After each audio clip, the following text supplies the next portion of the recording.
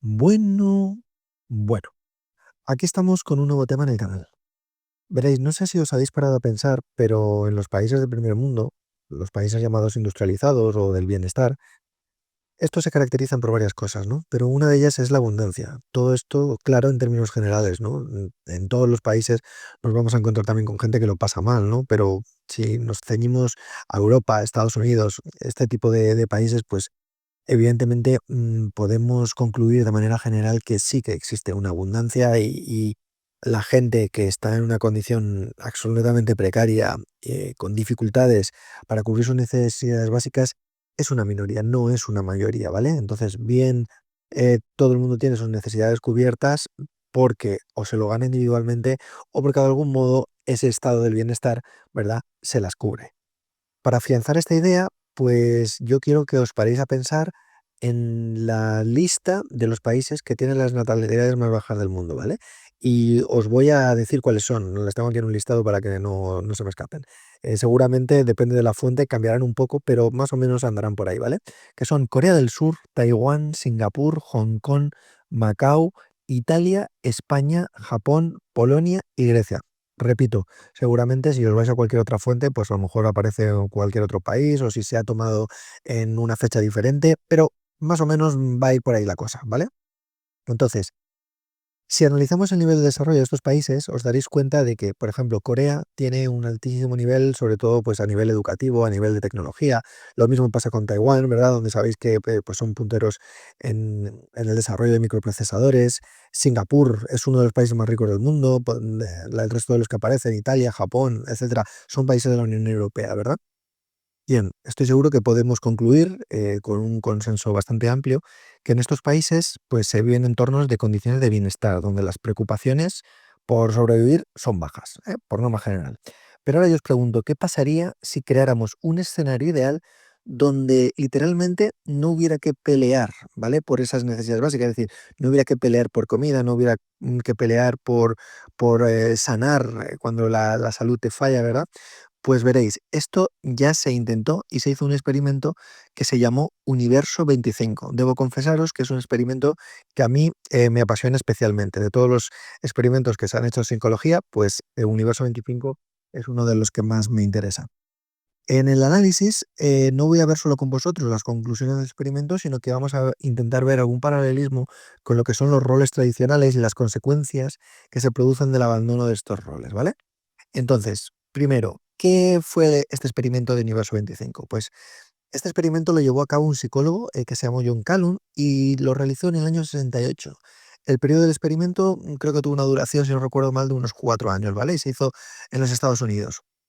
El objetivo técnico que tenía este experimento era ver los efectos que había del hacinamiento y superpoblación en un ambiente libre de escasez, ¿vale? O sea, técnicamente hablando, este era el objetivo. ¿Y cómo se hizo? Pues veréis, se cogió un recinto, que no recuerdo exactamente qué dimensión tenía, y se intentó reproducir una serie de condiciones ideales. Para ello, se comenzó con 4 parejas de ratones, es decir, había una población total de 8. Este recinto sí que podía albergar a 3.800 y alguna cosa, pero recuerdo la cifra de 3.800. En este ambiente había comida ilimitada, no había ninguna amenaza, es decir, no había depredadores que los pudieran poner en peligro, había una temperatura ideal y constante, y había salud, es decir, había pues un equipo médico de animales pendiente de que a los ratones no le pasara nada y en el momento en el que le pasaba algo, pues se producía el tratamiento pertinente y aparte, pues el recinto se limpiaba todos los días, en fin, condiciones ideales de abundancia y sin escasez ninguna. Bien, comienza el experimento, ¿vale? Y nos encontramos con una primera fase que más o menos abarcó hasta los 100 primeros días. Depende de las fuentes a las que os vayáis, pues a lo mejor os dicen un poquito más o un poquito menos, pero abarcó pues como 100 días, más o menos. Y este fue un punto del experimento normal, es decir, se produjo una adaptación al ambiente de los ratones, exploraron el territorio, ¿verdad? Hubo una serie de asentamientos y ya está. En esta fase no hubo nada significativo más que la normalidad. No hubo ni siquiera una fase de crecimiento de la población significativo. Pero digamos que empezamos a entrar en materia ya de verdad a partir de aquí. Posteriormente se entra en una segunda fase que principalmente se caracterizó por la explosión demográfica, es decir, aquí ya sí empezaron a reproducirse en serio y la población empezó a aumentar, ¿vale? Y esta fase llegó a lo que es el año, ¿verdad? Habíamos dicho que la fase inicial fueron los 100 primeros días, aquí se llegó prácticamente a concluir el año. En esta explosión de población, para que os hagáis una idea, la población se duplicaba cada 2 meses. Era un poquito menos, eran 50 y algo días, pero bueno, vamos a concluir que cada 2 meses se duplicaba la población anterior, ¿vale? Entonces, los nuevos ratones crecían en un ambiente de abundancia y sin necesidad, como hemos comentado antes, y se comenzaron a organizar estructuras sociales, ¿vale? Es decir, se formaron los típicos grupos, lo que podéis ver en cualquier sociedad de humanos. La fase 3, y aquí ya seguimos entrando en materia, es empezamos ya a entrar en cosas interesantes de verdad. La fase 3 que se correspondió prácticamente con otro año entero, es decir, ya el final de esta fase 3 abarcaría 2 años de experimento, lo que se produjo es un estancamiento social. Y aquí ya empezamos a entrar en materia de causas y consecuencias. En esta fase, el espacio seguía sin ser un problema, es decir, la explosión demográfica no había saturado el espacio, ¿vale? No había un problema de hacinamiento, que recordar que era uno de los objetivos que intentaba buscar este experimento inicialmente. Pero lo que sí que se produjo fue una interacción social excesiva, es decir, ya había muchos ratones interaccionando entre ellos, ¿vale? Y esto llevó a la aparición de comportamientos anormales. Muchos de ellos se volvieron agresivos sin que hubiera una causa que lo justificara y apareció también bastante sentido de la territorialidad, es decir, defendían sus territorios los unos de los otros. Pero curiosamente apareció un grupo de machos que entró en una absoluta apatía y decidieron aislarse. Y apareció un comportamiento que a mí me despierta mm, interés, que es el de las hembras y que luego al final os voy a hablar de algunas conclusiones con paralelismos de ahora. Y es que empezaron a tener comportamientos que confundieron un poco a los científicos que estaban llevando a cabo el experimento, y es que las hembras empezaron a abandonar el cuidado de las crías, incluso algunas de ellas las atacaban. Y junto a esto también hubo un evento curioso, y es que apareció un grupo joven de ratones que se les apodó como los guapos, que también se aislaron y solamente se dedicaban única y exclusivamente a limpiarse y a comer. Es decir, tenían todo lo que se considera necesario, salud, apariencia, pero aquí empieza también ya parte de la amiga de las conclusiones. Estaban vacíos de propósito, no tenían realmente nada que hacer, no había un propósito por el que el ratón tuviera que moverse cada día, ¿sí? Entonces, solamente se dedicaban a comer y limpiarse, y eran ratones de buena salud y buena apariencia. Muy bien, y entramos en la fase 4, que es la fase del colapso total de la sociedad de ratones. Y para mí personalmente esta es la más interesante del experimento, a la par que inquietante, ¿no? Yo diría. Y esto duró ya prácticamente hasta el final. Recordar que el experimento duró unos 4 años, ¿vale? Entonces, ¿qué ocurrió en esta fase 4? Pues básicamente es que la reproducción paró completamente. Dejaron de reproducirse los ratones, a pesar de que no había ningún motivo que lo justificara en términos de abundancia. Tenían todo lo que había que tener, pero pararon de reproducirse. Los investigadores intentaron revertir esta situación introduciendo ratones nuevos del exterior, pero estos fueron incapaces de revertir, ¿verdad?, esos procesos de antisocialización, ¿no?, de algún modo. Esto lo que provocó fue la caída total de la población de ratones, que fue disminuyendo gradualmente hasta que toda la población de ratones desapareció. Es decir, el experimento finalizó porque ya no quedó ningún ratón. Bueno, como os he dicho, a mí este es un experimento que me interesa especialmente, pero antes de pasar a los análisis de las conclusiones y de que veamos algún paralelismo con la sociedad de hoy, quiero deciros algo. Veréis, los ratones es una especie que se utiliza mucho en investigación, tanto a nivel fisiológico como a nivel comportamental, es decir, la psicología los utiliza también, ¿no? La verdad es que a nivel psicológico es un poco más problemático intentar transferir conclusiones de experimentos que hemos visto en ratones a los humanos. Normalmente con temas fisiológicos suele funcionar algo mejor. No obstante, pues bueno, lo que se busca normalmente con este tipo de investigaciones pues son tendencias, signos ¿verdad? Que puedan alimentar pues vías de estudio. Hay veces que vemos correlaciones, hay veces pues que no es así. Pero bueno, es importante que se haga este matiz para que lo tengáis en consideración. Así que esto lo que nos tiene que llevar a pensar es que se puede, digamos, coger este experimento más a modo simbólico que no simplemente trazar una equivalencia perfecta de lo que pasó allí y lo que está pasando ahora mismo en la sociedad, ¿vale? No es exactamente así. Pero insisto, podemos ver pues ciertas tendencias, ciertos paralelismos que son cuanto menos son interesantes.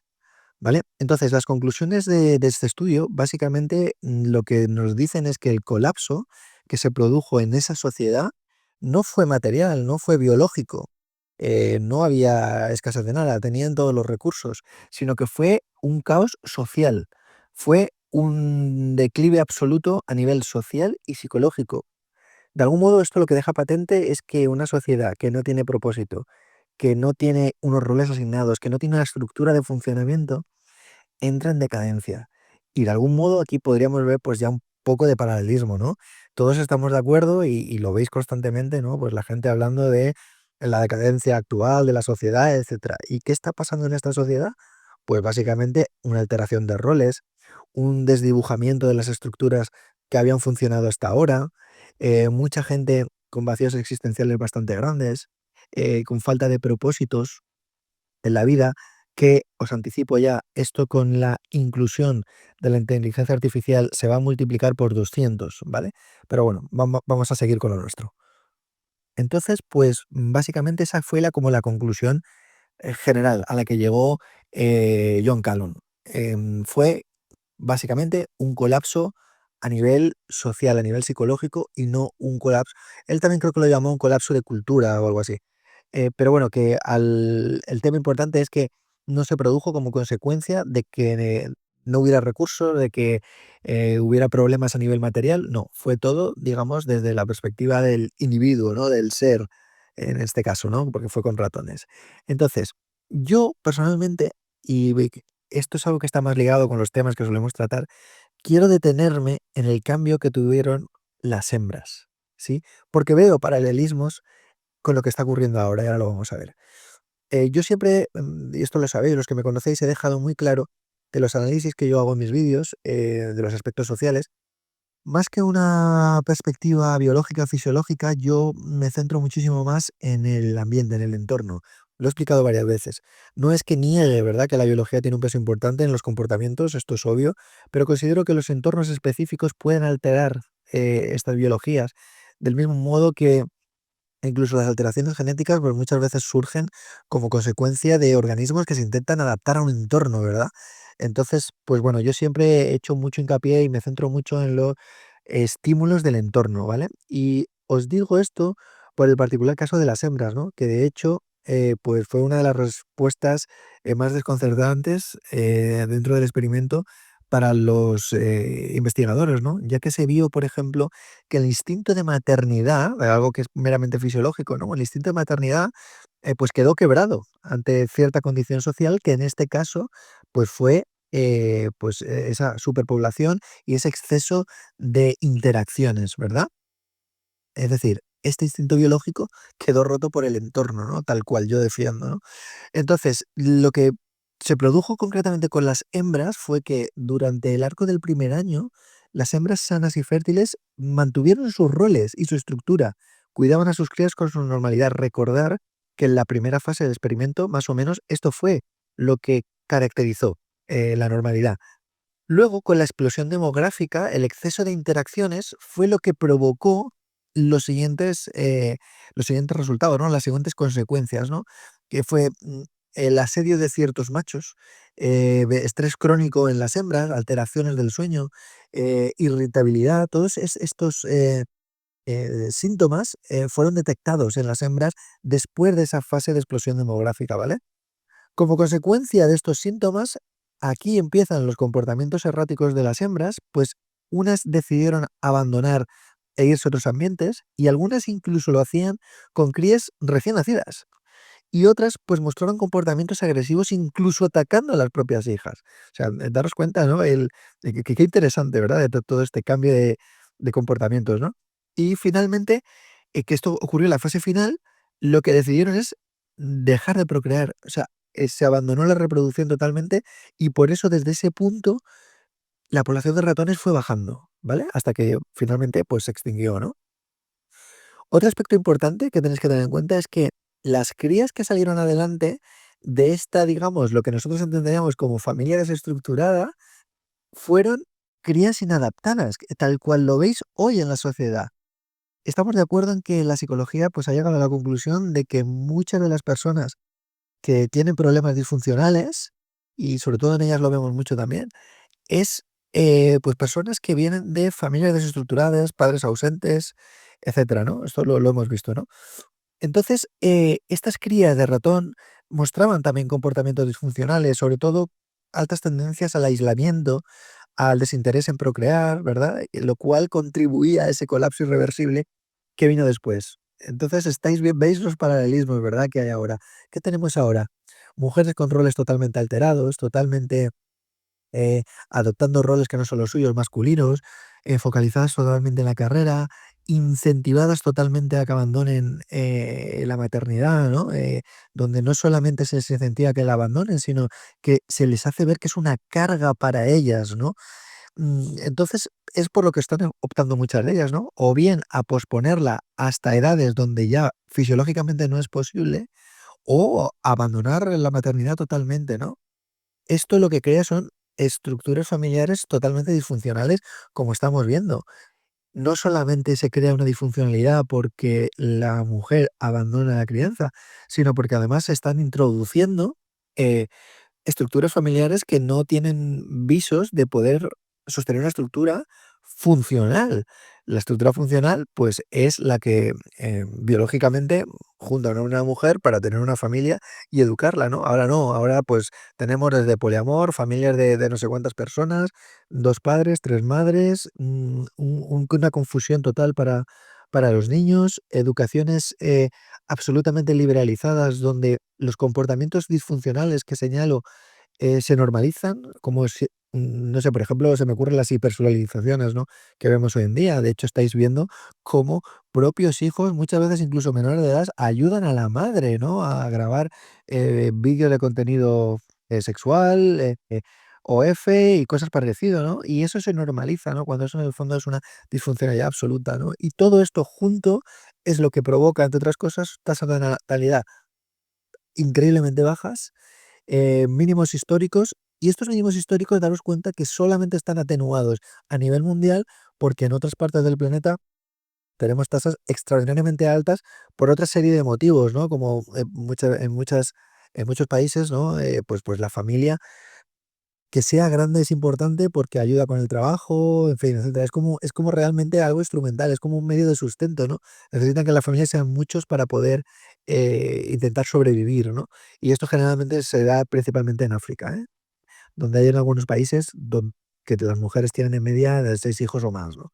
Entonces, si no fuese por eso, los índices de natalidad serían escandalosamente bajos, muy por debajo de lo que se llama la tasa de recambio, ¿no? Es decir, cuánta gente necesita nacer para reemplazar a la gente que nos deja, ¿no? En fin, finalmente, quiero acabar, trayendo otro hilo argumental, ¿verdad? Que yo muchas veces he usado en los vídeos, ¿no? De otros temas, pero que tiene que ver con el tema de la soledad, ¿vale? Y quería traerlo porque en estas comunidades, manósferas, en fin, púas, desarrollos personales fuera de contexto, etcétera, se incentiva mucho al hombre a el egoísmo, estoicismo malentendido, a ser solitario, excesivamente independiente, etcétera, etcétera, ¿no? Que no os dominen las emociones. Es más, recuerdo algún creador haber decidido que o bien que las emociones no existen o que se controlan fácilmente y totalmente. Esto, a mí solamente me habla del terrible nivel que tienen algunos creadores, a nivel formativo, porque esto es totalmente absurdo y yo os podría demostrar, es más, os garantizo que, por ejemplo, la mayoría de las decisiones que vosotros tomáis cada día son emocionales, no son racionales, ¿vale? Pero bueno, con esto, podría ser tema, para otro vídeo que si os interesa me lo decís y lo intento desarrollar. Pero os venía a decir eso, ¿no? Que hay gente que tiene un nivel muy bajo, tiene un entendimiento de la psique humana bastante cuestionable y os dicen cosas que no se corresponden con la realidad. Esto lo veo mucho en la manósfera de creadores promedio, ¿vale? Sobre todo Red Pillers. Pero bueno, finalmente, lo que os quiero decir es que aprovechando el final del experimento, os quiero recordar, ¿vale? Somos seres sociales, necesitamos a los demás. Esto es una cuestión impepinable. Una cosa es que tengas la capacidad de estar solo, que es algo que también os he explicado una vez, ¿vale? Y tú puedas estar satisfecho con eso y puedas desarrollarte y puedas tener una vida plena, esto está muy bien, pero si tú adoptas una actitud de autosuficiencia exacerbada, si vas por la vida de superhombre que no necesita a los demás, desconsiderando a todo el mundo, te garantizo que antes o después vas a pagar el precio de esto. Hay que aprender a vivir con la soledad cuando es necesario, ¿vale? Pero no caer en el error de pensar que vivir en la soledad es la solución al sufrimiento, ¿vale? Que es un poco como esta gente os lo plantea, porque no lo es, ¿vale? Os podría dar ejemplos de por qué esto no es así y concretamente ahora estoy en un proyecto en el que lo veo, ¿vale? Eh, prácticamente a diario. Entonces, la soledad no es la solución al sufrimiento. Esto tenerlo muy claro. Así que nada, os quería dejar esta reflexión sobre este experimento que, como os he dicho, a mí es un experimento que me suscita un interés enorme. Y bueno, nos da algunas pistas, ¿verdad? De hacia dónde vamos caminando. Así que nada, espero que os haya resultado interesante. Os mando un saludo a todos. Chao.